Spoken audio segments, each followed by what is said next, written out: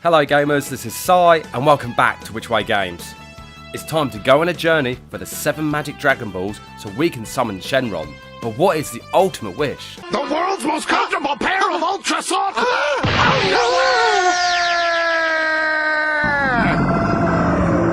And with that being said, let's get on with the video.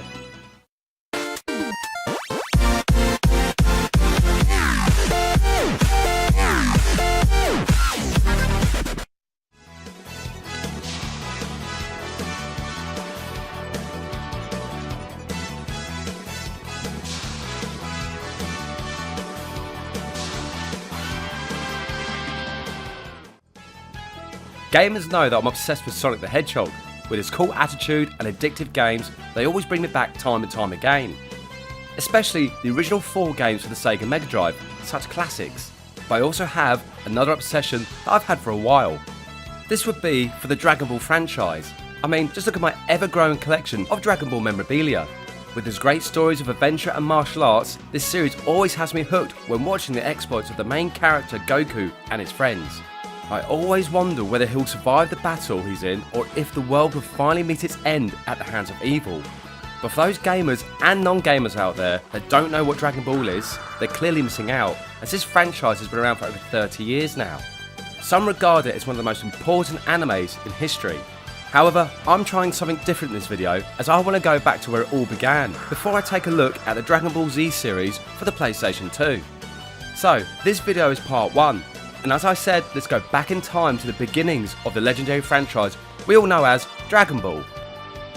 Dragon Ball was created by Akira Toriyama, who had a very successful run of a humorous manga known as Dr. Slump.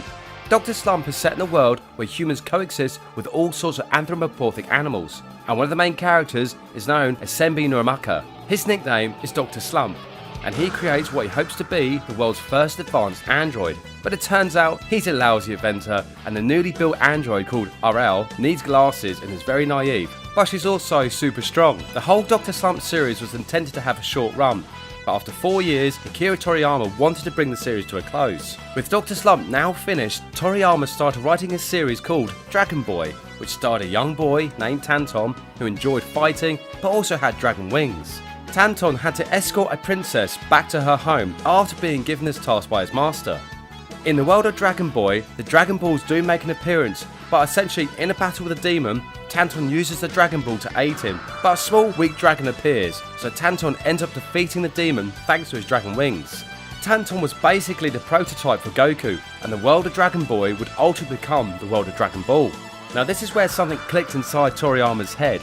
He had the character of Goku, but he didn't want Goku to have the same characteristics of Tanton, so Toriyama looked towards Chinese legend and folklore. Being heavily inspired by the Chinese novel Journey to the West, which has a Buddhist monk on a pilgrimage to obtain religious texts called sutras, he is aided in his journey by 3 disciples called Zhubaji, Jai Wujing and Sun Wukong. Sun Wukong, or otherwise known as Monkey, was part of the inspiration for Goku, minus the fur but keeping the tail, and with this inspiration, Akira Toriyama created the Dragon Ball manga. Dragon Ball was such a success that in 1986 it was turned into an anime series. This series was censored because of the sexual innuendos, but still remained its humorous storyline. The plot of Dragon Ball follows the adventure of a young Goku, growing up in the forest alone after a mysterious monster tramples his grandpa Gohan. Shortly after that event, a young girl called Bulma, who's on the search for the 7 magical Dragon Balls, encounters Goku after running him over with her car. Obviously, Goku is perfectly fine, and this is where the real adventure begins, with plenty of new characters as well as enemies introduced to Goku and Bulma throughout the series.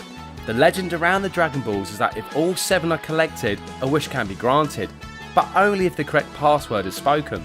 Some more of Goku's future friends are his teacher Master Roshi, a desert bandit called Yamcha with his friend Puar, a shape-changing cat. Tien, Chaozu and Krillin all started out as rivals, but would later become friends with Goku. Then there was Yajirobe. Hey! What? I'm the Bean Daddy this time! Bean Daddy! Along this journey of martial arts competitions, friendly rivalry and saving the world, plenty of enemies came into play to stop Goku and his friends. The story arc of Dragon Ball started mainly with humour, but then fighting became part of the focus for Dragon Ball. This focus was paramount in the fight with the Red Ribbon Army and the evil King Piccolo. Goku wins this fight, however before King Piccolo dies, he puts his essence into an egg and fires it off into the distance.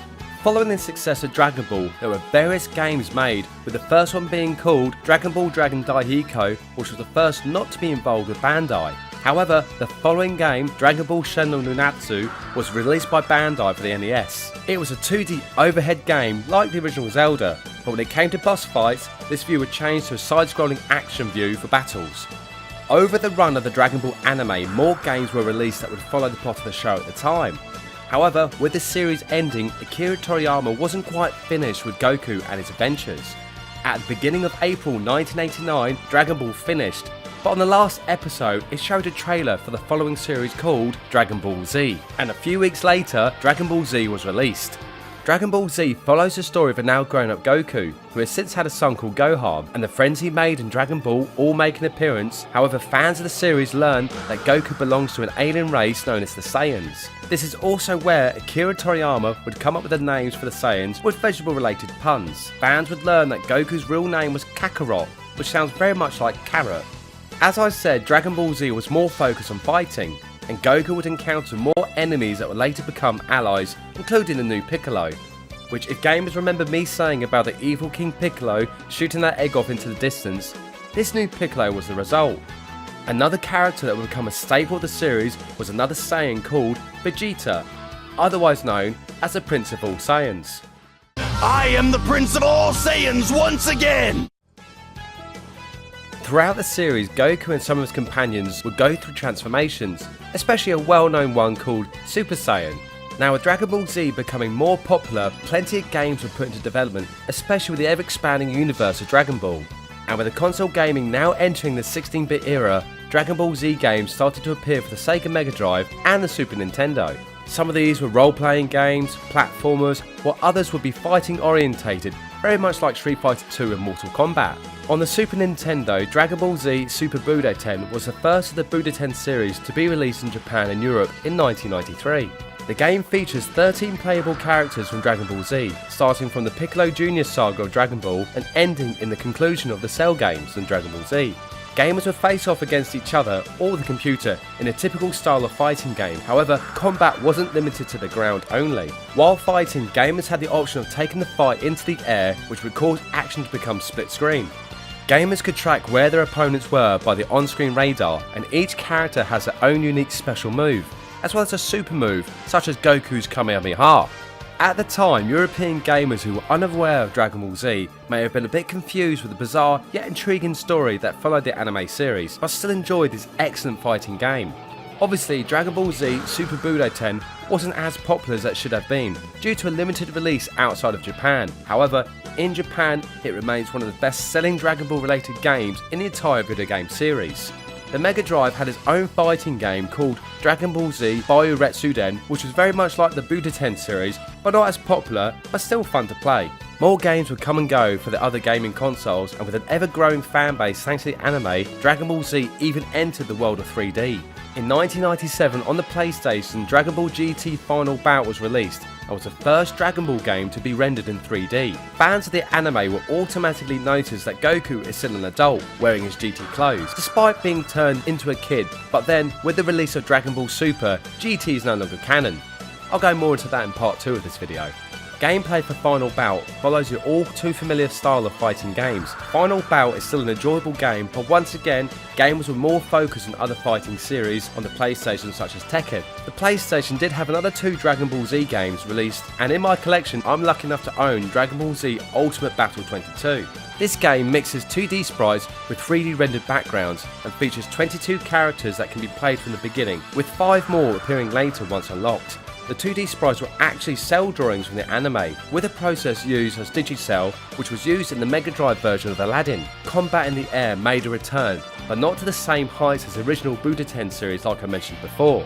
After the release of Final Bout, there wouldn't be any other 3D Dragon Ball Z fighting games until 2002. The whole Dragon Ball series had finished, but it wouldn't be until early 2000 that the Dragon Ball series would be re-released to Western audiences, especially in America and the whole of Europe. Thanks to Cartoon Network's Toonami, new fans of the series were created, and Dragon Ball Z started to become mainstream once again. In fact, because of this increase in popularity, Dragon Ball Z games started to appear on the PlayStation 2 and the GameCube. These were known as the Budokai and Tenkaichi series. Anyway, come back next time for part 2, where I'll be taking a look at the Budokai and Tenkaichi series. Thank you so much for watching, and see you next game.